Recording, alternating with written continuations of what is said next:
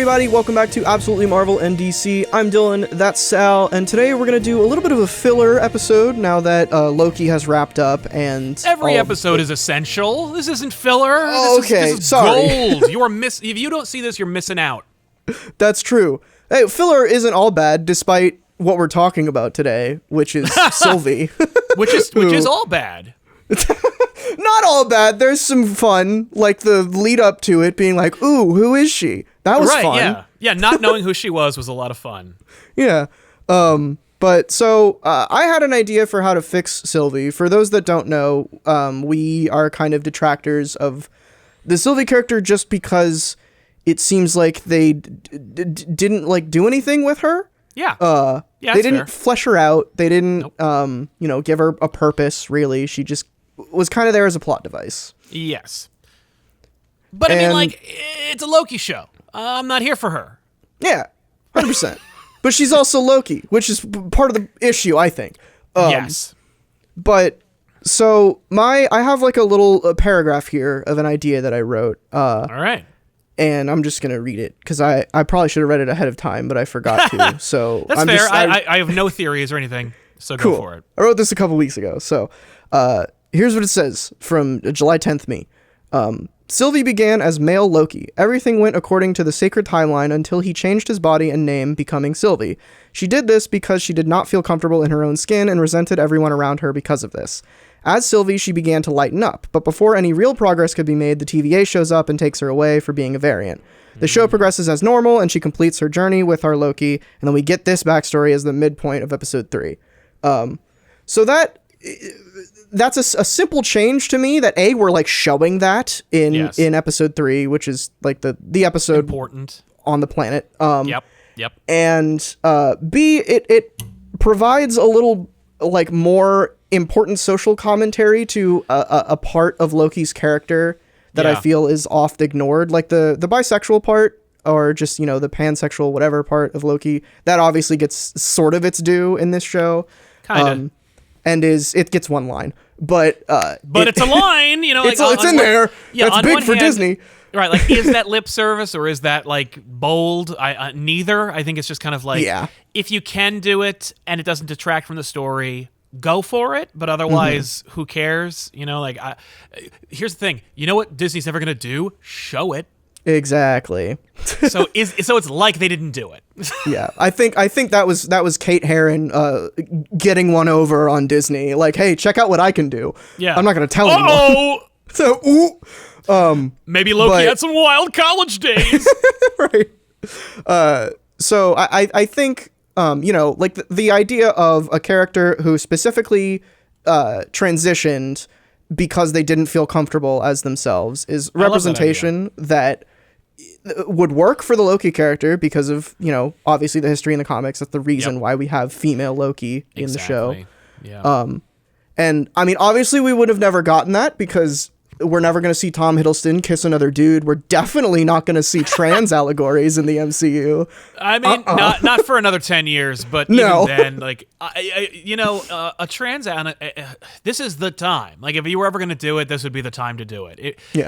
Because, like, and does it service a story? Like, I guess it could, but, like, if you're looking for an opportunity to showcase some kind of, like, inclusion, that's a great opportunity because dummies can go, that's not about trans. That's just what Loki does. Right. And it's like, yeah, like, you know what? If you it is what they do. Yeah. I don't like having depth or analysis in my fiction. It's like, hey, listen, like there are people who like really like Star Trek who think that it's an apolitical show. And it's like, if you do, I'm sorry, it's so boring, but like, I guess you exist. And there are people out there who would also be like, you know what? Like a show about Loki changing his form. Like that's literally what happens in the comics. It literally happens in this episode. I don't know what everyone's getting so upset about. Like, we agree.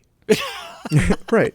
And that's what I think is, because it is like the character of Sylvie, the reason, like for some reason them not going deeper into that, like when she first shows up as and Loki calls her Loki, and she's like, ugh, don't call me that. We never get an explanation as to why she hates the name Loki. Nope. And it wasn't for time. Because it's a friggin' streaming show. Like, you can never say we cut it for time, because now, this episode's 44 minutes and a half. Like, it doesn't matter how long the episode is. You could literally put everything in there that services what you need to tell the story for. Yeah, I mean, they've clearly set a precedent for that. The first episode of WandaVision was 20 minutes, and the last episode was like an hour. Exactly. Like, they don't care. No. They'll do what they need to service an episode, which good on them for doing that. Yeah. But also we have that third episode, which was a whole lot of nothing. Totally. We should have gotten the Sylvie fleshing out of. But I think it works on multiple levels, because especially in the show is all about how Loki's can't change, but despite that, he tries anyway. Yes. And I think that's like, here is what happened to a Loki who changed so drastically that she was finally happy and was able to have friends and got what our Loki wanted, but then was ripped away from all of that by this organization. No, it's such a great idea, because it also it gives you like an in-universe reason why Lokis can't be happy. It's like, no, because when they do get happy, here comes the TVA. Yeah, well, things go wrong, or like it's not part of the plan, and it's like, you know what, like life isn't part of a plan, and that's got its own inherent relevance and interest too. And it's I agree.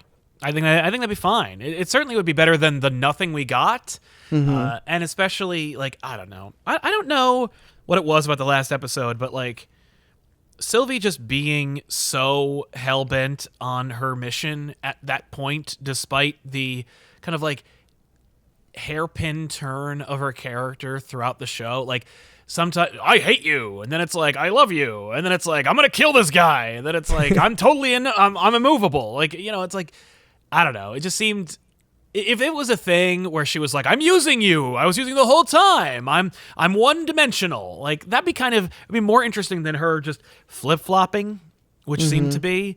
And I don't know if that was because the character on the page wasn't very strong, or if DiMartino just wasn't very good.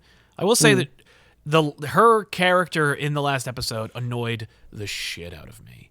I was just like so done with her. I'm like, could you just kill her and make the lesson just like, if you are so singularly minded you can't pay attention to your surroundings, like you'll die. I don't know. I don't care as long as she gets the hell off the screen, because she was just so obnoxious. And I don't know what it was. I was like, I'm done now.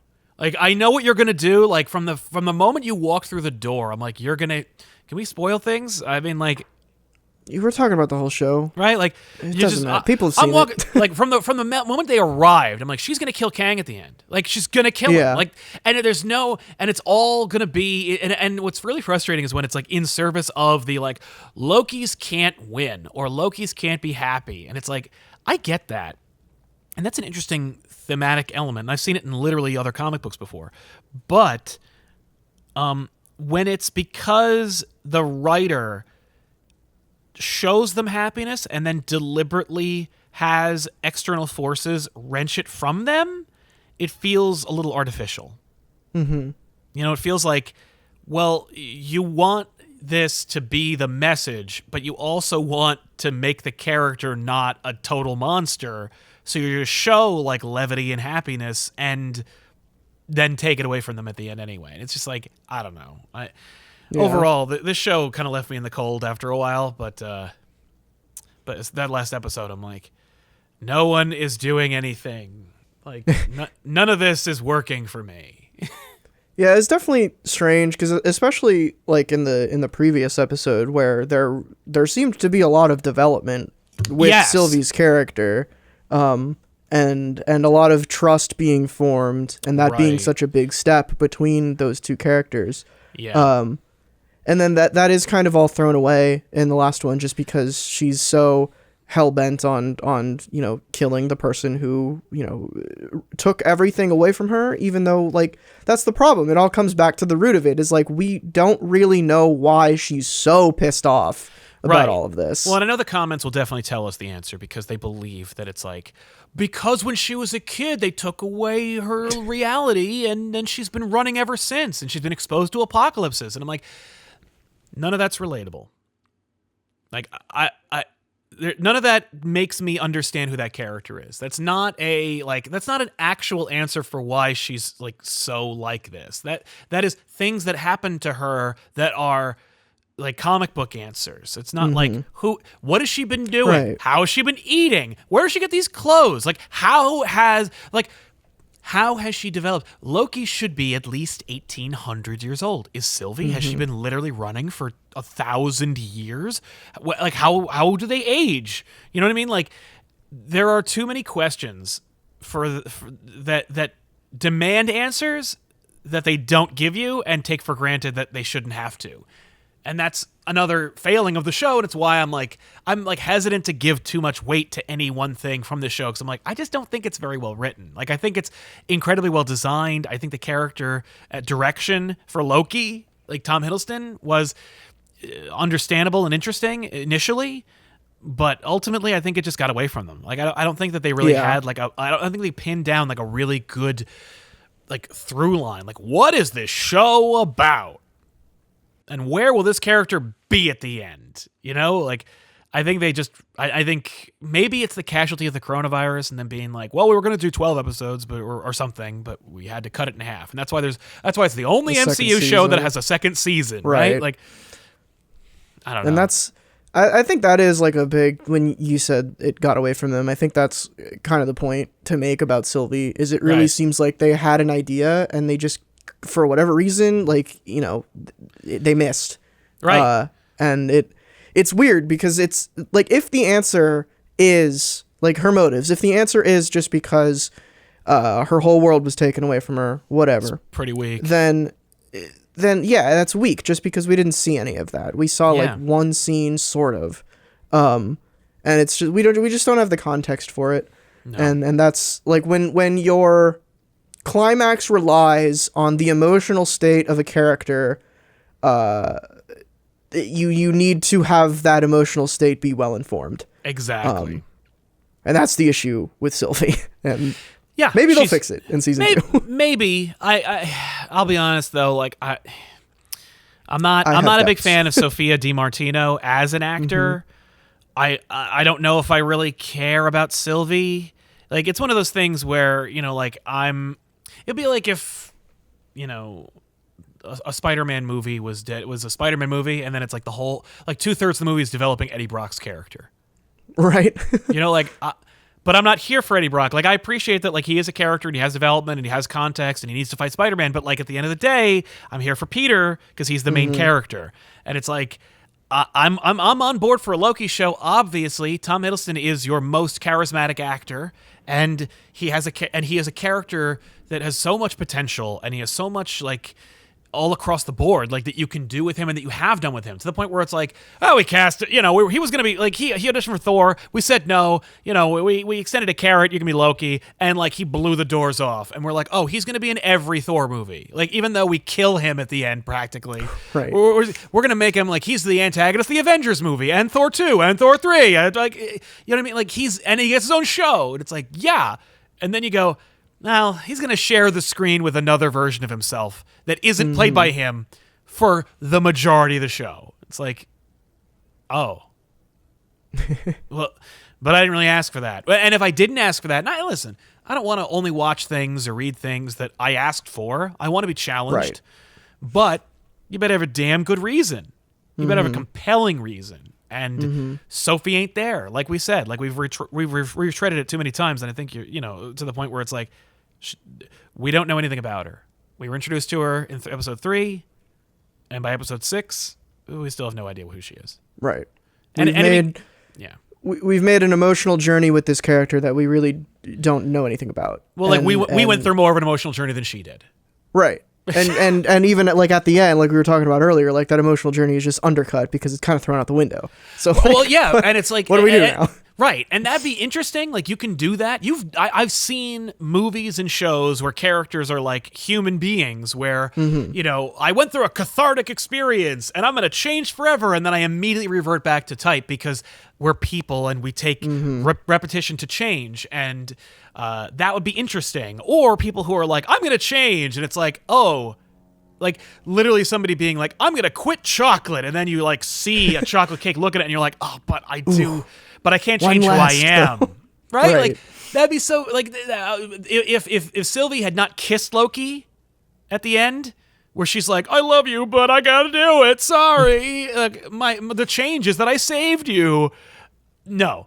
If she had stabbed him and then looked at Loki dead in the face and winked at him, that would have been more satisfying for me. She's like, you can't change a Loki, bitch. Brah! Like, that would be kind of messed up. I'd be like, whoa, she's been playing him the whole time. Not I like can see that. Not like I'm in love with you, but I'm also like really driven because I'm like a complete psychopath because I've been literally running from apocalypse to apocalypse for 1,000 years. Like, yeah, that would mess anybody up. But also, I don't know that because there's nothing relatable about that concept.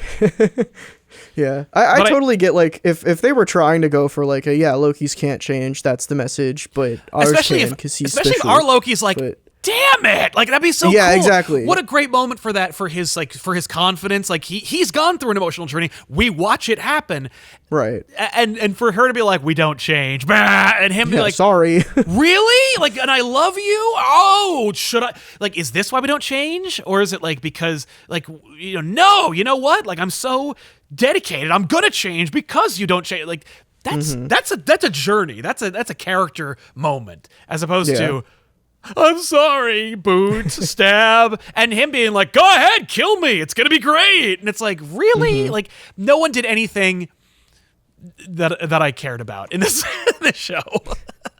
Well, hopefully,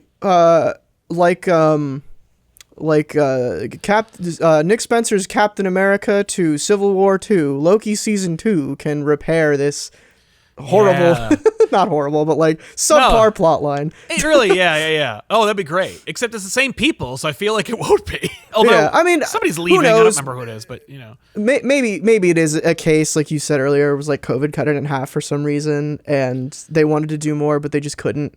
Because like all of that stuff you just said, I could easily see them doing with like in the first episode, a Loki monologue where he's like, "This is what that moment meant to me." Yeah.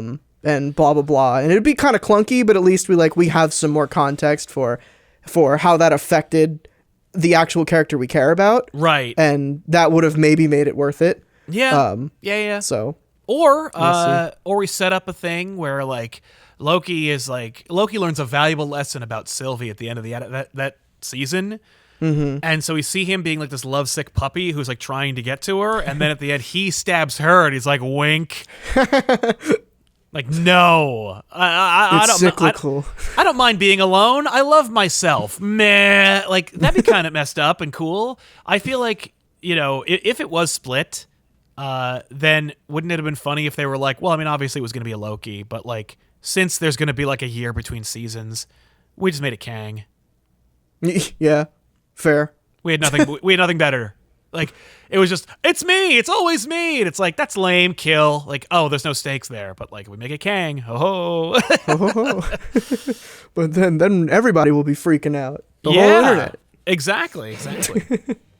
But all right. Well, that it is what it is. Let us know what you guys think about my fix and any of the other stuff that we suggested in the comments. Other than that, this has been Absolutely Marvel in DC. I'm Dylan, that's Sal. Catch y'all next time.